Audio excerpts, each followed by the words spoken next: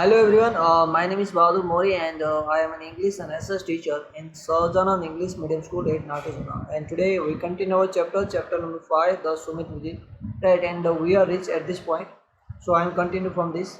The physical conquest of a mountain is only one part of the achievement. So the narrator said that if you have physical strength and if you have physical capacity to climb to mountain, that is a one part of your achievement. But there is a more than it. So apart from then, you need to more things that you if you want to achieve.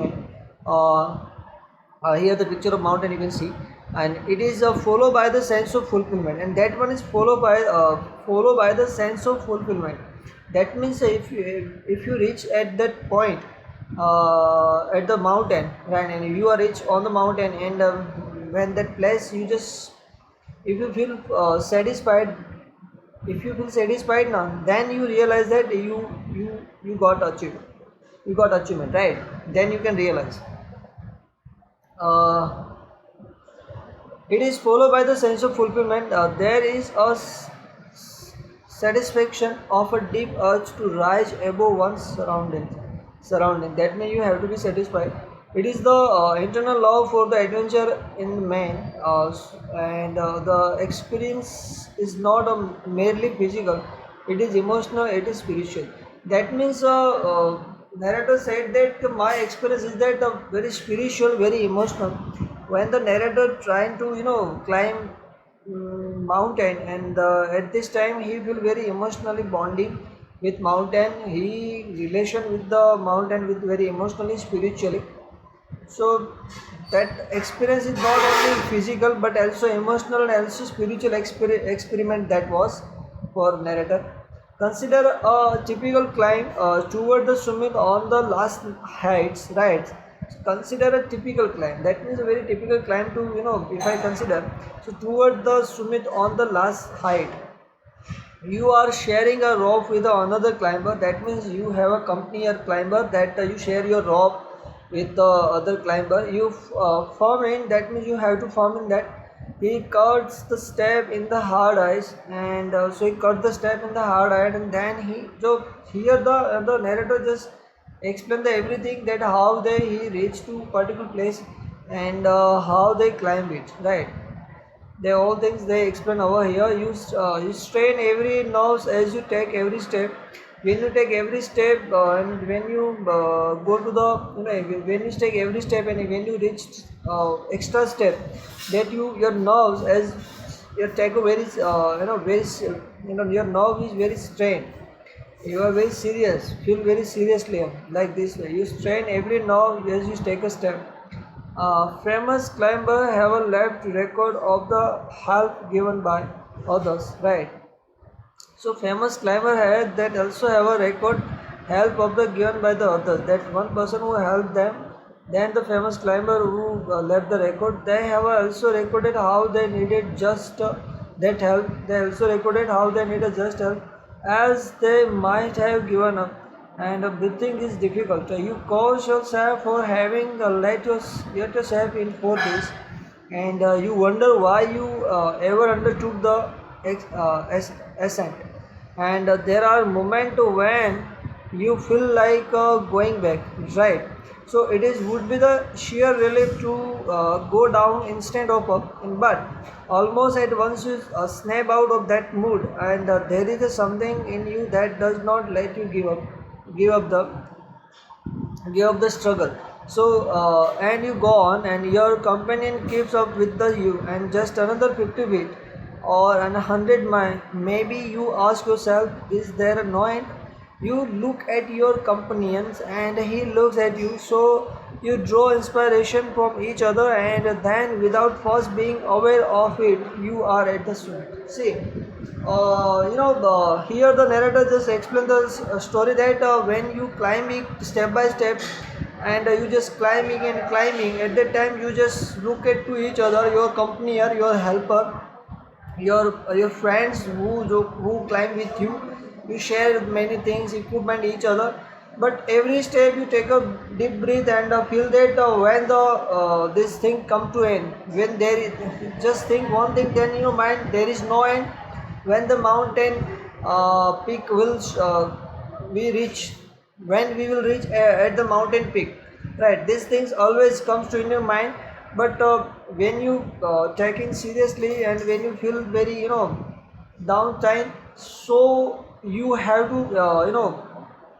you just look at your friends and like this way, and their companion can be the look at you, and then both of you give each other motivate that you can reach that particular summit, right? Like way the narrator want to explain that looking around from the summit, you tell yourself, right? You tell yourself that is what the worthwhile, right? Other silvery peak appear through the clouds, and if you are lucky, the sun may be on them, right? So if you are lucky, the sun may be on them, that you can some get some warmth. The surrounding peak look like a jewel and necklace around the neck of your summit, and below you the sea vast valley sloping into the distance.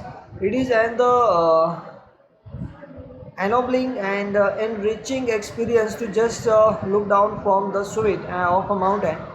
You bow and make your obeisance, right? Obeisance to the whichever god you worship. Then I left on the Everest a picture of the Guru Nanak, and Rawat left a picture of the goddess Durga, and Pihu Dorji left a relic of the Buddha, and Edmund Hillary had buried a cross under a cairn, the heap of the rock and stone in the snow, and these are not symbol of the conquest but of reverence, right? See, finally, finally, Major reached at Summit, right? Reached at a peak point of mountain, and then he feel relief. Finally, I got my target, and then he left on Everest. When he was left Everest, that time he just he left Guru Nanak picture. Right, he left on Everest Guru Nanak picture, and his companion Rawat left a picture of goddess Durga. One of friend is Rawat also. Rawat left a picture of goddess Durga, and Fu Dorji left a relic of the Buddhas, and Idumand Hillary, who was the Idumand Hillary, the Mount Everest very famous name, buried the cross under the crane, then heap of the rocks and stones under crane. That's a cross. In this no Christian's cross. These are not a symbolic of conquest but of a reverence. This is not a symbolic of conquest, that you not conquer mountain, but it's only a reverence. You can see the picture over here, the author and the Fu Dorji on the summit of Mountain Everest. This is the picture of the author and Fu Dorji, right, on the summit of Mount Everest.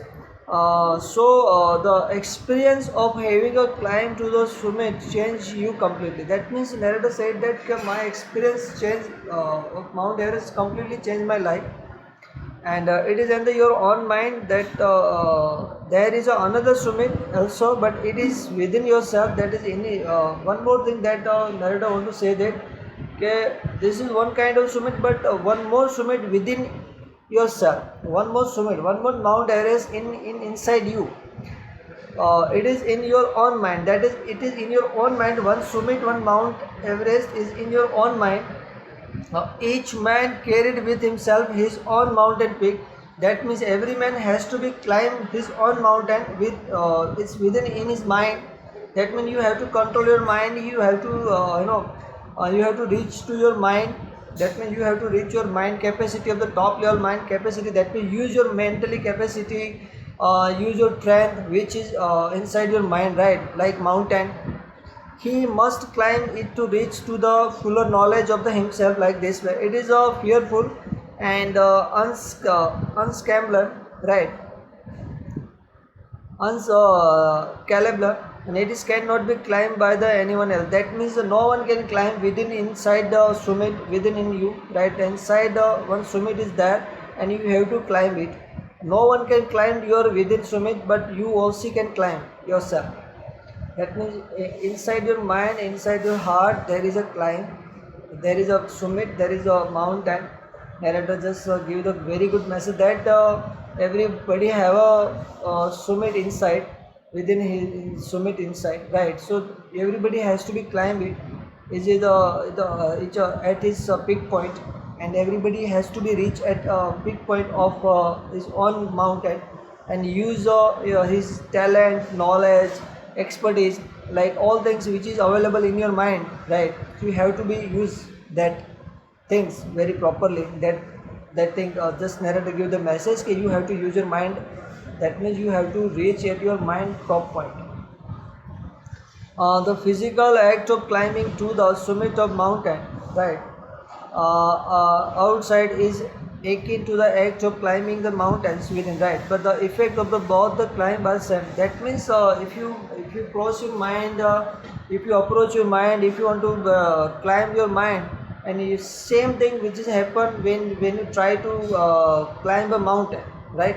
When you try to climb mountain, so both the things are same. There you need a physical fitness, then is a mental strength. That if you want to cross your mind, if you want to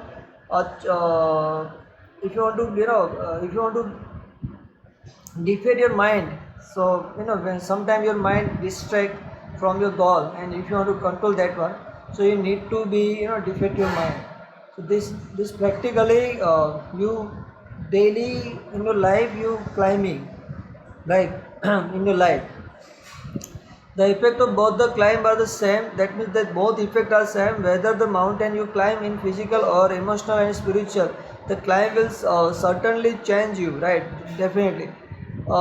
It teaches you much about the world and about yourself. So I venture to think that my experience and as a Everester has provided me with the inspiration to face life ordeals and resolutely, right?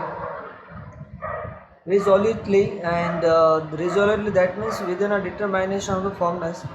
And climbing the mountain was the worthwhile experience. That is absolutely worthwhile experience. They got the many things from mountains, many inspirations he got.